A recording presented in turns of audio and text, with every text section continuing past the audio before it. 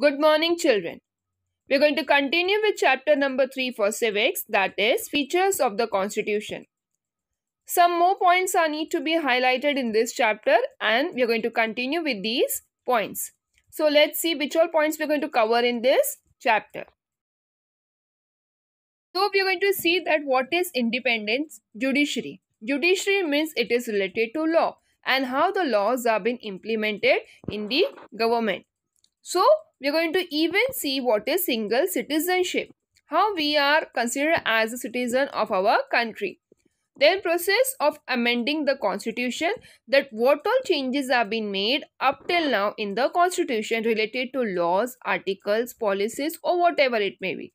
Then election commission, that how election commission is following their duties and conducting elections after every year or after every 5 years, and insisting people to vote and accordingly select their representatives who can act as a citizen of the country as well as represent all the policies and duties that are meant for the welfare of the society. We all are aware about currency notes and we have seen one or the other day. So the words guaranteed by the central government are printed on currency notes. If you see them, you will come to know that the words are printed by central government and it is highlighted on the currencies, each and every currency of our country. If you have seen the badge on the uniform of policemen, it reads Maharashtra Police. Yes, you can see in the image and it is given in your textbook on page number 73. So when you see these symbols, you will come to know that this particular symbol is representing the thing. That is, it may be related to any public place or it can be related to anything. So the symbols can be easily identified and accordingly we come to know that what it represents. You must have seen surely come across the following Indian Railways and Maharashtra State Road Transport Corporation. Yes, we might have traveled through ST buses. We know that it is run by municipal corporation. As well as we have seen Indian Railways. You can see that this particular symbol has been printed on the bogies as well as on the seats and whatever things you are purchasing from the train itself. So these things, this symbol is being printed on that. As you go inside the railway station, you can see this symbol everywhere. So these symbols represents a particular thing and accordingly we come to know that what it's show. Now some are not literate. So by seeing the symbols, they immediately get an idea that what this symbol represents. What does it represent? Why are these symbol puts? It gives us an idea that our country runs the administration or functions at two levels. That is, the government is representing its duties at two levels. One is central government and the other is state government. For example, Maharashtra state government. So Maharashtra is having state government and accordingly all the rules are being run for the state by the state government. Karnataka state government. It can be Gujarat state government. It can be Tamil Nadu state government. So accordingly, every state is having their government and the central government is looking after all the work that is run through the country. And all the report of the state government need to be reported to central government. Moving on to the next part is independent judiciary. Independence means freedom and judiciary it is related to law, justice. So our Indian constitution has created an independent judiciary. The disputes that cannot be resolved mutually are referred to the judiciary. Sometimes there are any problems among people or any of the community or in the society if there is any problem and if this problem is not solved by mutual understanding. So ultimate solution is there to take the help of judiciary. That is, to take the case to the court and accordingly find justice for the problem. So the court hears both the contesting parties, looks into the injustice if any and gives its judgment. Now when we visit to court or whenever you might have seen on television, so in the court you can see that there are judges, there are lawyers. Lawyers for both the parties are there and public prosecutor is also there. If a person cannot afford a lawyer, so government helps the person to provide with the public prosecutor who will fight for the person in the form of a case, means he will help the person to have justice. So accordingly, what does the judge do? Listens to both the parties, and accordingly, if any injustice is there, then the decision is been taken and justice is provided by the judges. An appropriate action is taken against any of the activities that are wrong that is happening in the society. So this has to be done impartiality. That means the justice should be provided. Accordingly, decision should be taken. No biased nature should be there for any of the decisions. We can see in the slide that lower courts are there. That is, if the disputes can be solved at the lower courts in the district courts, then possibly the decisions can be taken. But if it is not solved, then it is move on to the High Court, and after that Supreme Court. And accordingly, when Supreme Court takes the decision, and the person need to follow the decision, and accordingly they need to work out with that whatever decision is given by the Supreme Court. The Constitution has made several provisions to ensure that the judiciary remains more and more independent. That means whatever decision is taken, it should not be taken under any of the pressure, and accordingly justice should be provided. For example, judges are appointed by the president and not by the government. President elect the representative who can be part of a judgment and who can provide justice. So accordingly, this is a decision of the president that who need to be appointed as a judge. It is not easy to remove the judges from their office. Accordingly, decisions are being made, and if the judge is being partial for any of the decision, it is very difficult to remove a judge from the post. Decisions are being made, and accordingly they have been planned out, and then only finalizing the judge that he is not capable to handle the judgment. But it is not an easy task to remove the judge from the position. Next is single citizenship. The Indian Constitution has granted a single citizenship to all citizens of India. That is called as Indian citizenship. Now, whenever we go to any of the places related to any document work in the government offices or any of the private offices, or while taking admissions also, what is mandatory? Nowadays, you need to submit your Aadhaar card. That is a Xerox copy of Aadhaar card for any of the documents or for any of the admission processes that are been required. So it tells us that yes, we are the citizen of India. It is mandatory document everywhere.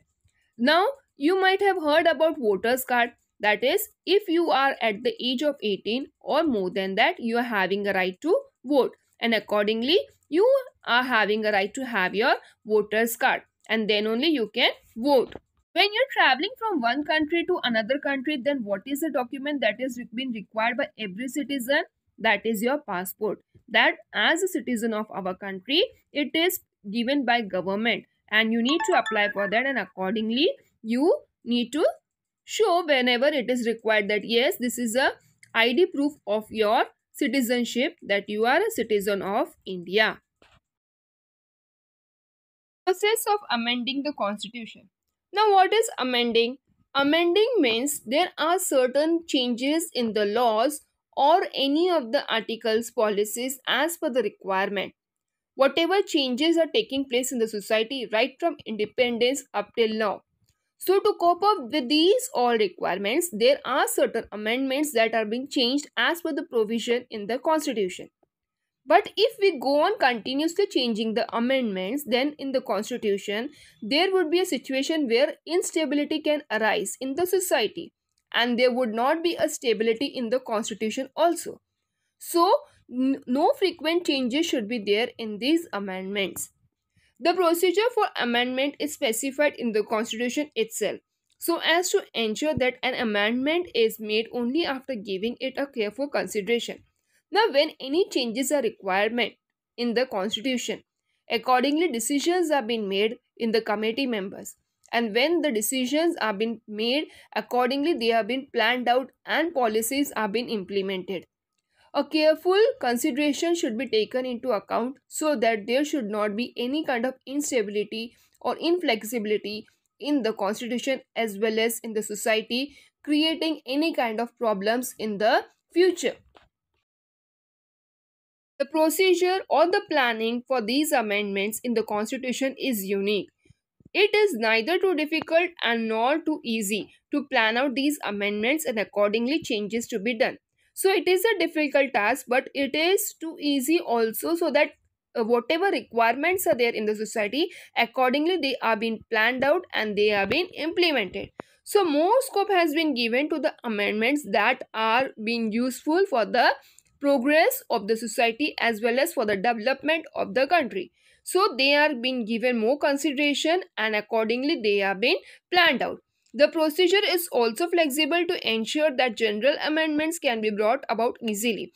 Accordingly, a committee is sitting and decisions are being made, and these decisions, when are being passed out, there are the vote of no. That means some may not be in favor, some may be in favor of these amendments. Accordingly, a final decision is being made out, and when reached to a conclusion, these amendments are being implemented in the constitution and they are being brought up in the society as well as for the upliftment of the country.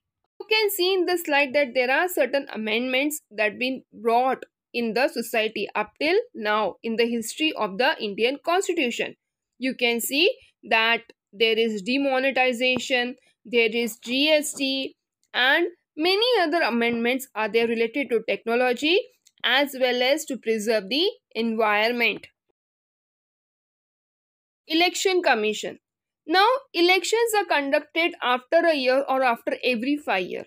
So, what is the duty of these election committees? To conduct the election, and accordingly they need to plan out and they need to implement it. So whatever duties have been allotted and whatever counting work is there and the electing of representative, the ticket that is required by every representative who is standing in the election as a member of any of the party, these all work are being done by election commission. So you must have read about the election commissions in newspapers. Since India has adopted a democratic form of government, people have to elect their representative periodically. That is, after a year, we need to elect our representative. The one who is capable for the seat are being elected. For this, the elections have to be conducted in a free and fair atmosphere. See, you might have heard from your parents or from your grandparents that they are going for voting. And how is the atmosphere in the school and how these elections have been conducted? They are in a very fairful manner. Only then with the citizens are able to elect a candidate of their choice without any fear or pressure. That is, there should not be any kind of fear and pressure that we need to elect this particular representative only. The one who may not be capable, we are not going to elect such representative who is not going to look after the society, who is not going to provide any of the facilities to people. So what is the use of electing such representative? So we are free to elect our own representative who can help us in any of the circumstances. So whenever these elections are conducted, they are conducted in a free and fair atmosphere, and citizens' care should be taken whenever these elections are conducted. So this election commission looks after all this work and accordingly they plan out. If the government would have to conduct the election, might be the elections would not have been conducted in a fair and free atmosphere. That means people would have pressure or they would be pressurized to elect the representative who may not be capable of handling the responsibilities of the society. And accordingly, fair atmosphere would not be there in the society. But our government, that is our constitution, has guided us this responsibility of conducting the election through independent machinery.